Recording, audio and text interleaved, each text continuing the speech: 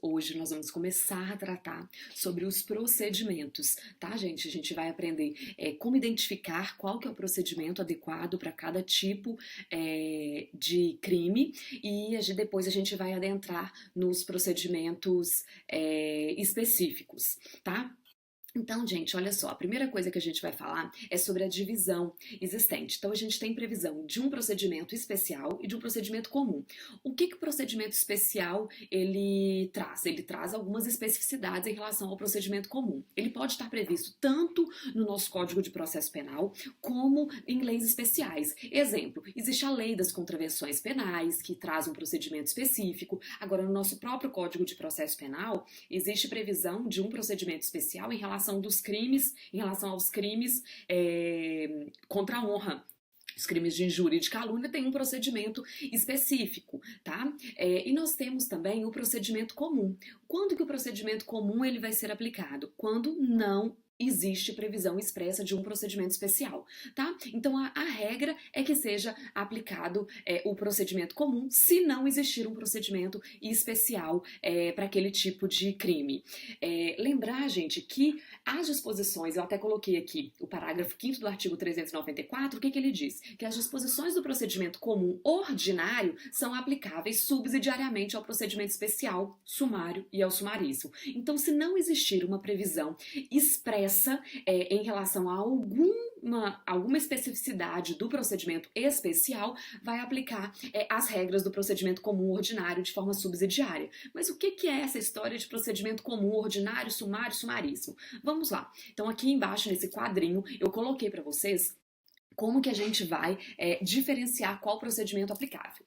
O procedimento, gente, ele vai variar de acordo com a pena definida para o delito. Então, no procedimento ordinário, lembra, gente, que o procedimento ordinário é aquele o mais geral possível e obviamente, ele é o mais extenso, tá? Então, o procedimento ordinário, ele vai ser utilizado toda vez que a gente tiver uma pena privativa de liberdade igual ou superior a 4 anos. Se a gente tiver essa pena privativa de liberdade igual ou superior a 4 anos, esse crime, ele vai ser processado pelo procedimento ordinário, ok?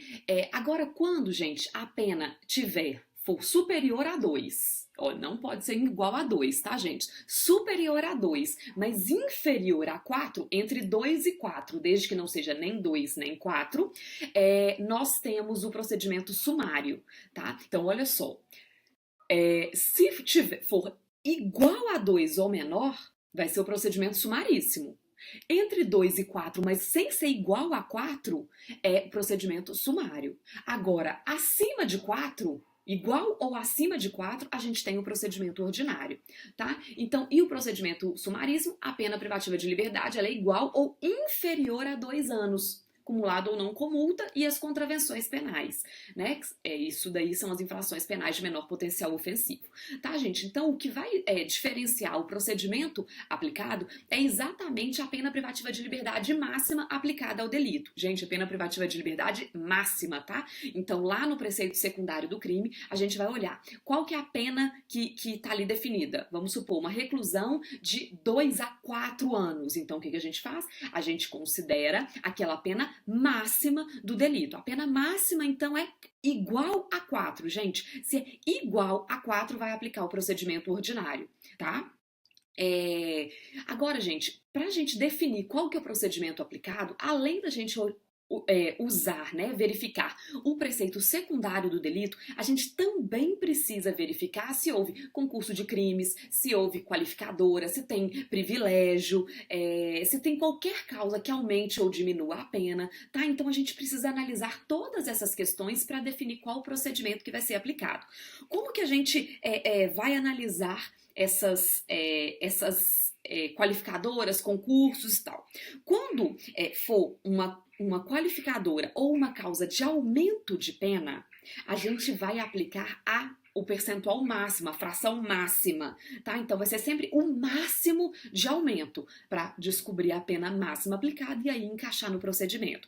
Agora, quando for um privilégio e um atenuante, a gente vai aplicar o mínimo da redução. Por quê? Porque aqui o nosso objetivo é sempre descobrir a pena máxima aplicada. Então, olha só.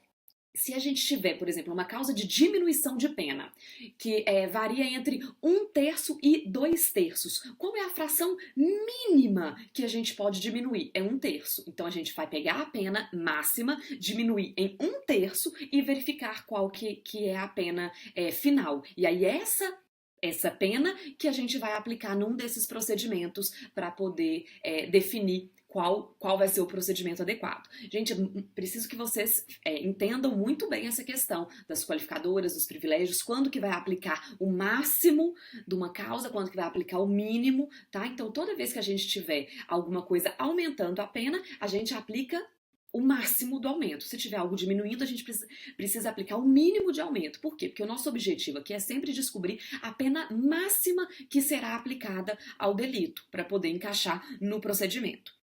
Ok, gente? Então, quanto aos procedimentos especiais, eles vão ter as suas especificidades tratadas ou no nosso Código de Processo Penal ou na legislação, na própria legislação penal, né? O nosso próprio Código de Processo Penal ele já prevê. Ok? Eu vou pular agora o slide para a gente continuar. Em relação, gente, então a gente viu que o procedimento comum ele pode ser ordinário, sumário e sumaríssimo. A gente vai tratar aqui nesse vídeo de hoje apenas quanto ao procedimento ordinário e sumário. Então, gente, vocês vão reparar que eu vou tratar dos dois juntos, porque os dois, gente, eles são praticamente iguais, ele tem pequenas diferenças, e aí eu vou salientando essas diferenças no decorrer da explicação, tá? Então, como que o procedimento comum ele inicia? Ele inicia com a peça acusatória, com a acusação. Essa peça acusatória pode ser denúncia ou pode ser uma queixa-crime, depende de qual ação penal estamos diante. Então, vai ser feita essa acusação através da peça da inicial acusatória. E aí, quando essa inicial chega para o juiz tem duas opções. O juiz pode rejeitar ou o juiz pode receber. Então, lembra, gente, que o juiz ele já vai fazer essa análise antes de ouvir qualquer coisa do réu. Então, o juiz ou ele recebe ou ele rejeita. O que faz com que o juiz rejeite essa inicial acusatória? E aí eu coloquei aqui quais são os motivos. Eles estão previstos lá no artigo 395. O que faz com que o juiz rejeite essa peça inicial? Pode ser por causa da inépcia da peça acusatória. O que gera a inépcia da peça acusatória, gente? É quando a inicial ela não cumpre aqueles requisitos lá do artigo 41 do nosso Código de Processo Penal. O que esse artigo 41 fala? O que tem que conter na peça acusatória? Então, na peça acusatória tem que ter tem que contar detalhadamente o fato, tem que colocar a imputação, tem que fazer a qualificação do acusado e tem que haver o rol de testemunhas se for necessário. Então, se descumprir algum desses requisitos, se não houver uma desses requisitos, a inicial vai ser considerada inépcia e aí, por isso, ela vai ser rejeitada, tá? Outra coisa que faz com que a inicial seja rejeitada é a falta de pressuposto processual. O que é esse pressuposto processual que gera essa rejeição da peça acusatória? O pressuposto processual, gente, é aquele pressuposto processual de existência ou de validade. Eu não vou entrar no detalhes de quais são eles, porque não é o objetivo desse vídeo, mas exemplificativamente, é quando houver uma litispendência, uma coisa julgada, quando o juízo não for competente, né, não houver competência, houver uma incompetência do juízo, tá? Então, esses são exemplificativamente os casos que geram são casos de falta de pressuposto processual que vão acabar gerando a rejeição dessa peça acusatória, tá?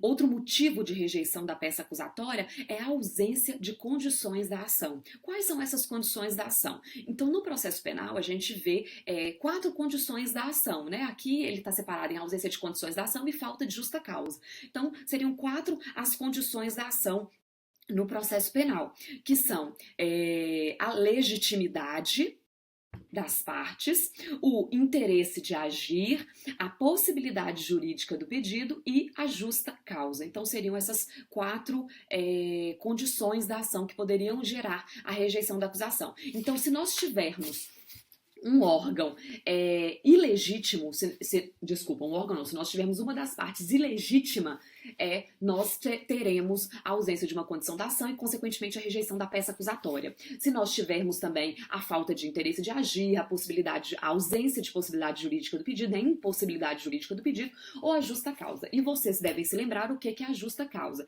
A justa causa é o lastro probatório mínimo para a instauração desse processo. E o que é esse lastro probatório mínimo, para a instauração do processo? São os indícios suficientes de autoria e a prova da materialidade. Basta isso para que exista justa causa. Se existe justa causa, a inicial acusatória ela vai ser recebida, tá? Se houver o cumprimento de todos os demais requisitos.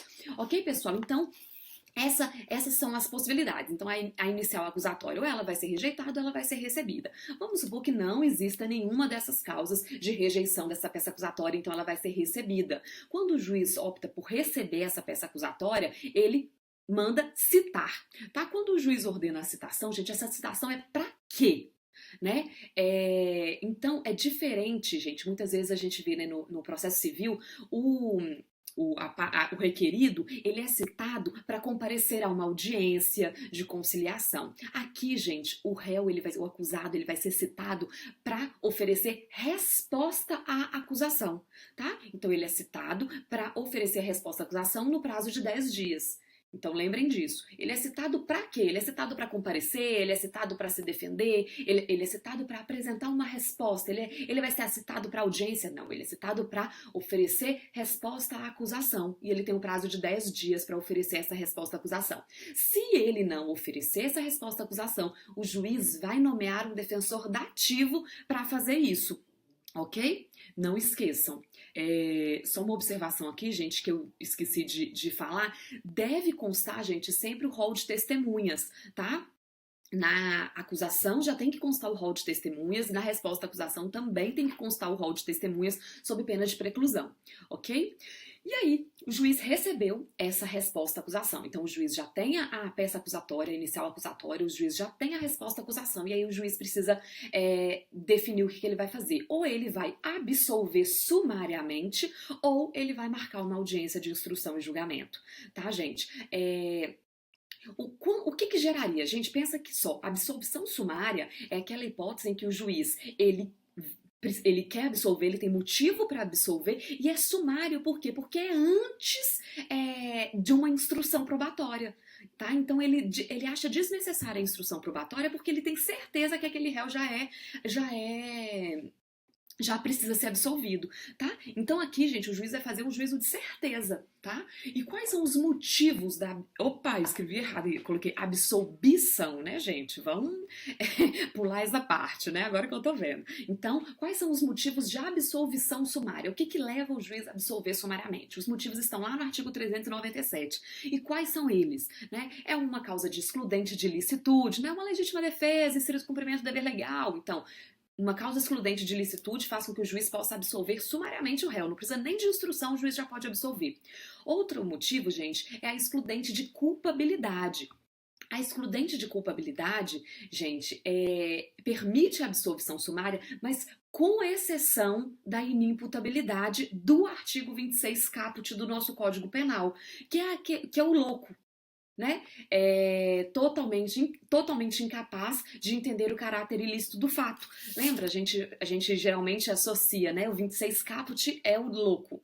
É essa situação. O 26 caput é aquele que era inteiramente incapaz de entender o caráter ilícito do fato e de determinar-se de acordo com a sua capacidade. Então, assim, ele não tem noção nenhuma do que ele estava fazendo. Se houver alguma excludente de culpabilidade, sem ser essa, ele pode ser absolvido sumariamente. Agora, se for do 26 caput, ele não pode ser absolvido sumariamente. Vai precisar da instrução, ok? Outro motivo que faz com que seja absolvido sumariamente é a atipicidade do fato. O fato é atípico, tá, gente? E aqui a atipicidade pode ser tanto formal como material. Vamos supor que não existe uma adequação perfeita entre o fato e o tipo, ou o caso da atipicidade material do fato, que é lá do princípio da insignificância, tá? Então, essas duas formas de atipicidade podem levar à absolvição sumária. E outra hipótese de absolvição sumária é a extinção da punibilidade, tá? Então, o juiz primeiro vai analisar, deixa eu ver se eu vou absolver sumariamente. Não vou, porque não existe nenhuma dessas circunstâncias para eu absolver sumariamente.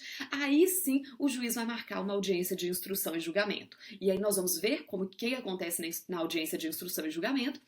E depois da audiência de instrução e julgamento vai ter a sentença, tá? Esse daqui, gente, é um ponto que difere do procedimento ordinário e sumário, eles são diferentes, porque a IJ, no procedimento comum ordinário, a IJ vai ser marcada num prazo de 60 dias do recebimento da peça acusatória. Já no procedimento sumário, o prazo é de 30 dias. Ok, gente? Então aí, ó, uma diferença em relação aos dois procedimentos. Vou mudar de tela para a gente continuar. Então, o que acontece, gente, na audiência de instrução e julgamento? Aqui a gente vai ver um passo a passo.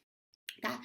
A primeira coisa que a gente tem é a oitiva da vítima, depois a gente tem as testemunhas vão ser ouvidas, depois a gente tem os esclarecimentos dos peritos, depois a gente tem as acariações, depois o reconhecimento de pessoas ou coisas, depois a gente tem interrogatório, depois a gente tem requerimento de diligências, depois alegações finais.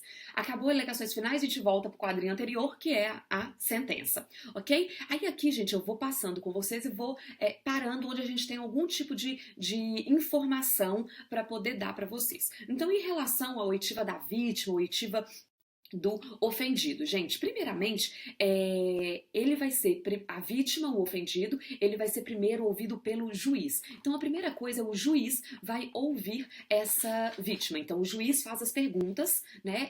Essa vítima, ela vai prestar declarações. Lembra, gente, que a vítima, ela não presta testemunho, né? Ela presta declarações. E aí, primeiro, o juiz que vai fazer as perguntas para a vítima. Depois o MP e depois o defensor. Ok, gente? Então é nessa ordem que o ofendido vai prestar as declarações. Gente, o defensor e o Ministério Público, o órgão acusador, eles fazem as perguntas diretamente ao ofendido, tá? Não existe isso expressamente no código, mas isso é uma interpretação analógica em relação ao que acontece com as testemunhas, tá? Então existe essa possibilidade de pergunta direta à vítima. Não precisa do juiz intermediar essas perguntas, tá? É claro que o juiz vai indeferir as perguntas impertinentes, irrelevantes, ok? Mas as perguntas são feitas diretamente pelo MP e pelo defensor para a vítima. Deixa eu ver. O ofendido, gente, ele pode ser conduzido coercitivamente, tá? No caso dele não comparecer. Então, pode haver condução coercitiva. Eu sei que vocês estão pensando, mas o STF não declarou inconstitucional, né? A não recepção dessa parte do artigo. Calma, alto lá, tá? Não declarou, e aí eu vou explicar já, eu vou falar sobre isso. Mas por hora, fiquem com a informação de que a vítima, o ofendido, pode sim ser conduzido coercitivamente no caso de não comparecer, ok? Depois a gente tem, gente, a oitiva das testemunhas, né? As testemunhas vão prestar depoimento, né? Vão prestar o testemunho, e essas... Desculpa, gente. Parei aqui um minutinho. Vamos lá. Então, as testemunhas, qual que é a ordem? Em primeiro lugar, gente, a ordem que as testemunhas vão ser ouvidas. Primeiro vão ser ouvidas as testemunhas da acusação e depois vão ser ouvidas, gente, as testemunhas da defesa, tá, gente? É sempre nessa ordem. Não pode frustrar essa ordem, porque isso pode acabar prejudicando o acusado. Então, e quem que vai perguntar? Então lá, chegou uma testemunha da acusação para ser ouvida. Quem que pergunta primeiro? Como que é? Aí aqui, gente, é diferente do que a gente viu lá na vítima, né? Lá no ofendido. Aqui, primeiramente, vai ser ouvida primeiramente a pessoa que... o órgão, né, o órgão acusador ou o defensor, que arrolou a testemunha que pergunta primeiro. Então, se é uma pergunta da acusação, o órgão acusador pergunta primeiro, depois a defesa e depois o juiz. Se a defesa que arrolou aquela testemunha, primeiro a defesa faz a pergunta, depois o órgão de acusação e depois o juiz. Tá, gente? O juiz, ele só faz pergunta por último, depois que os órgãos já perguntaram, né? Que cada uma das partes já fez as perguntas. Então, gente, aqui, quanto ao depoimento das testemunhas, né, quanto a essa oitiva das testemunhas, a gente tem o sistema do Direct and Cross Examination. Eu deixei até aqui escrito para vocês, né, para não ficarem na dúvida de como escreve a grafia correta, né, vem do direito norte-americano. E o que significa, gente? É o exame direto e cruzado. O que significa esse exame direto e cruzado? O exame direto é que, então, quem pergunta primeiro é quem arrolou a testemunha, exame direto, tá? E depois o exame cruzado, por quê? Porque depois de quem arrolou a testemunha, quem que vai perguntar é a parte contrária, é o exame cruzado, ok? Então vamos supor que nós temos uma testemunha do órgão acusador, arrolada pelo Ministério Público, por exemplo. Quem faz as perguntas primeiro é o Ministério Público. Sistema direto. E depois quem faz as perguntas vai ser o órgão defensor, né? O defensor. E nesse caso, o exame vai ser cruzado, ou seja, uma testemunha da acusação sendo perguntada pela parte contrária, que é o órgão defensor. Ok, gente? Então, isso que significa o exame direto e cruzado. Isso não existe quanto ao ofendido, quanto à vítima, né? As perguntas são feitas diretamente à vítima e por todas as partes, mas primeiramente para o juiz, depois para o MP e depois o defensor, tá? Quanto às testemunhas, gente, as perguntas também são feitas diretamente pelas partes, sem intermédio do juiz, ok? Depois, gente, aqui ó, nosso número 3 aí da nossa ordem da audiência de instrução e julgamento são os esclarecimentos dos peritos. Lembrar, gente, que para que haja esses esclarecimentos dos peritos, eles têm que ser previamente requeridos. Então, precisa de um prévio requerimento para que os peritos compareçam à audiência de instrução e julgamento para prestar esclarecimentos, tá? Os peritos podem prestar esses esclarecimentos por um laudo complementar também. Tá? Mas de qualquer forma, para que eles se façam presente na audiência, precisa desse requerimento das partes, tá? Depois a gente tem as acariações. Acariações, gente, as acariações elas ocorrem quando as partes com todas as partes do processo, tá? Prestam informações, declarações divergentes. Então, uma testemunha, por exemplo, fala que não viu a vítima no local e a vítima fala que estava no local. Então, ali pode haver uma acariação entre a vítima e a testemunha, entre a vítima e o acusado, entre dois acusados, entre duas testemunhas, ok, gente? Então, são as acariações. Depois a gente tem o reconhecimento de pessoas ou coisas, né? Por exemplo, se houver necessidade que a vítima reconheça o acusado, por exemplo. Vai acontecer nesse momento. Depois a gente tem o interrogatório. Gente, importante saber que no interrogatório, o primeiro a fazer perguntas para o acusado é o juiz, tá? Então, as primeiras perguntas são feitas pelo juiz. Depois, as perguntas são feitas pelas partes, tá? E aqui, gente, quanto ao interrogatório, né, quanto às perguntas feitas ao acusado, vige o sistema presidencialista. Tá? O que é o sistema presidencialista? É quando as perguntas elas são feitas por intermédio do juiz. As perguntas não são feitas diretamente ao acusado pelas partes. As perguntas são feitas por intermédio do juiz. Faça as perguntas para o juiz e o juiz replica essas perguntas para o acusado. Ok, gente? Lembrar que esse interrogatório, gente, ele é o último ato da audiência. Eu não sei se vocês separaram. Primeiro a gente teve a vítima ou as vítimas foram ouvidas. Depois a gente tem as testemunhas. Depois a gente tem peritos. Depois a gente tem acariações. Então o interrogatório, gente, ele foi deslocado para o último ato do processo. Isso aconteceu, gente, com a reforma de 2008 do nosso Código de Processo Penal. Só que houve muita divergência durante muito tempo sobre para quais procedimentos serão aplicados essa mudança do interrogatório como último ato do processo. Porque antes o interrogatório era o primeiro ato. Então pensa ali, ó, o número 1 ali era o interrogatório e depois vinham os demais atos. Então com essa reforma e o deslocamento do interrogatório para ser o último ato do processo, foi uma alteração, desculpa, foi uma alteração que ocorreu no nosso Código de Processo Penal e, a princípio, valia para ele e os tribunais entendiam que não valia para alguns requerimentos, para alguns procedimentos especiais. Por exemplo, não aplicava para a lei de drogas. Na lei de drogas, se vocês verificarem, o interrogatório continua lá constando como o primeiro ato da audiência de instrução e julgamento. O que acontece é que recentemente, muito recentemente, tá, gente? Os tribunais primeiro começaram a entender que esse procedimento do interrogatório como último ato da audiência se aplicava a alguns procedimentos especiais, mas acabava excluindo outros, como um exemplo da lei de drogas. Mas recentemente o STF entendeu que o interrogatório é o último ato da audiência, o último ato de instrução em todos os procedimentos, sendo eles o procedimento previsto pelo Código de Processo Penal, o procedimento comum, como qualquer procedimento especial. Então, mesmo que exista a lei prevendo que o interrogatório é o primeiro ato da instrução, isso não vale, tá, gente? A interpretação que o STF deu é que o interrogatório ele vai ser o último ato de instrução. Por quê? A gente vai até falar sobre isso na aula específica sobre interrogatório, né, das provas em espécie, mas eu vou adiantar aqui que o interrogatório, gente, ele é tido como principalmente como meio de defesa. Então, há divergência se ele é tido como meio de defesa, como meio de prova ou como meio de prova de defesa.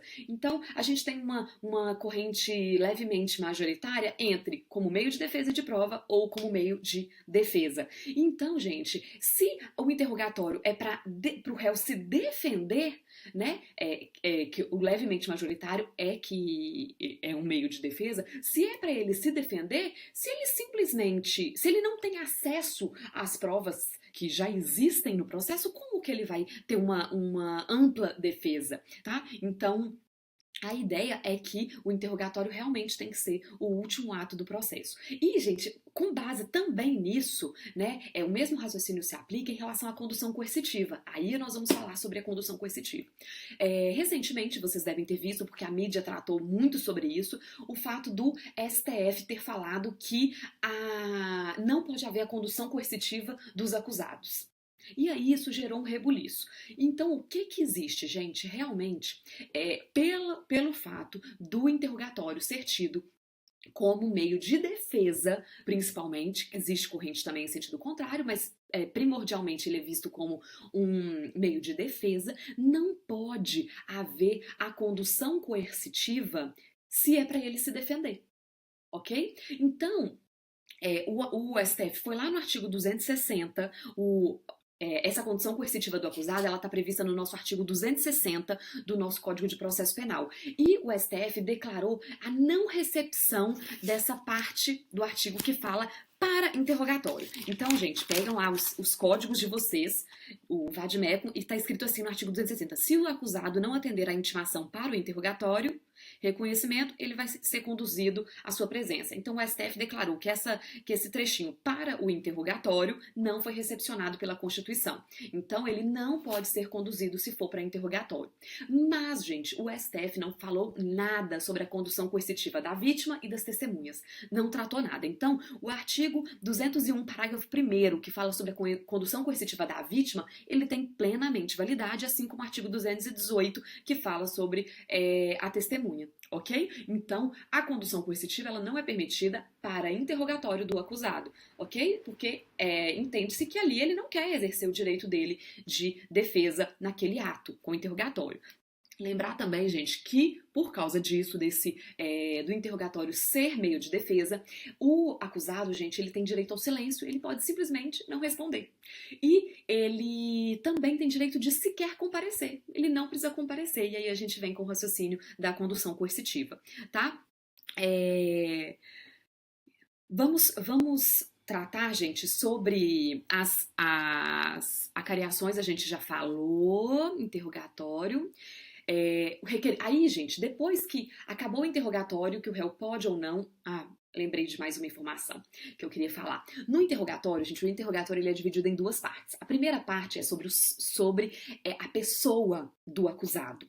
Tá? Então, sobre a pessoa do acusado, o acusado não tem direito ao silêncio, tá? Então, ele tem que fornecer as informações. O juiz perguntar o nome completo, os dados dele, se tem filhos, né? Recentemente a gente teve essa alteração legislativa que agora também tem que informar se tem filhos com deficiência. Então, gente, essa primeira parte do interrogatório, que é sobre os fatos, não tem, o acusado não tem o direito ao silêncio, tá? Aí a segunda parte do interrogatório, que é sobre. Desculpa, gente, eu acho que eu usei a expressão errada, eu falei dos fatos, né? Desculpa.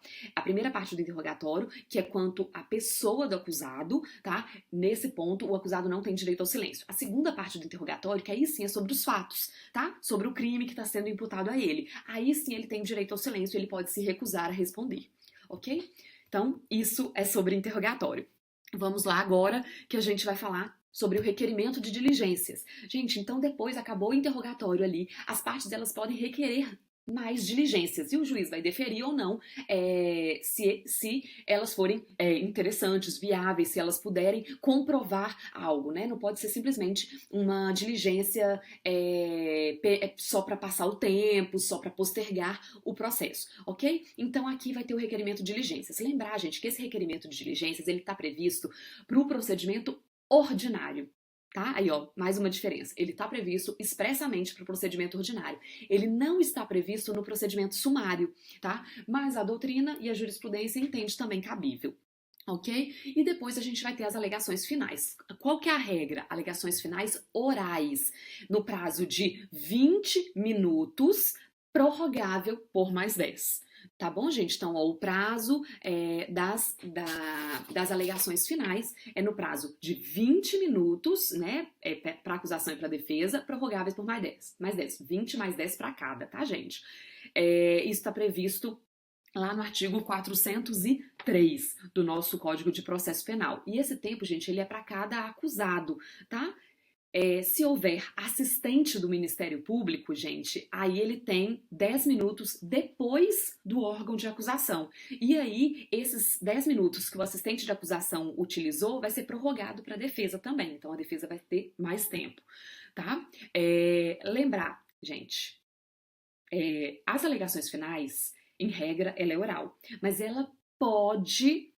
o juiz pode optar por permitir as alegações orais escritas. Essas alegações orais escritas, elas vão ter que ser apresentadas no prazo de 5 dias, né, em forma de memoriais, e quando há uma complexidade da causa ou quando são muitos acusados, o juiz pode deferir. Aí a informação, gente, mais uma diferencinha. E essa previsão, ela acontece em relação ao procedimento ordinário. Não há essa previsão quanto ao procedimento sumário, mas também ela é aceita. Ok, gente? E depois disso, a gente tem a sentença. Se as alegações finais forem orais, o juiz já pode proferir a sentença ali na própria audiência. A regra seria essa. No caso das alegações finais serem escritas, né? Se o juiz permitir que os memoriais sejam apresentados no prazo de 5 dias, ele vai proferir a sentença dentro do prazo de 10 dias. Ok, gente? Então essas são as informações. Então, assim, vamos tentar só condensar aqui quais são as diferenças entre o procedimento comum, ordinário e sumário. Gente, a primeira diferença é quando que aplica um ou outro quanto à pena. Ok, mas no rito, tá? Vamos falar só sobre o rito. Primeira coisa do prazo da audiência. No rito ordinário, o prazo da audiência é 60 dias a partir do recebimento da peça acusatória. No procedimento sumário, o prazo é de 30 dias para marcar a audiência. Quanto ao número de testemunhas, eu acho que eu não falei isso. Vamos lá. Quanto ao número de testemunhas, gente, No procedimento ordinário, a gente tem uma previsão de 8 testemunhas, tá, gente? Por acusado, por fato. 8 testemunhas para defesa e 8 para acusação, tá? No procedimento sumário, são 5 testemunhas, tá? No procedimento sumaríssimo não tem uma previsão expressa, mas entende-se majoritariamente que seriam 3 testemunhas, tá? Então, essa é a segunda diferença que a gente viu entre o procedimento comum, ordinário e sumário. Outra previsão é quanto ao requerimento de diligências, né? A previsão expressa do requerimento de diligências tem essa previsão no procedimento ordinário, mas não tem no procedimento sumário. E a outra diferença é quanto à possibilidade de converter as alegações finais orais em memoriais escritos. E tem essa previsão no procedimento ordinário e não tem a previsão no procedimento sumário. Ok, gente? Acredito que seja isso. Qualquer dúvida, podem mandar suas perguntas, eu vou respondendo dentro da possibilidade. Ok? Um abraço para vocês e bons estudos!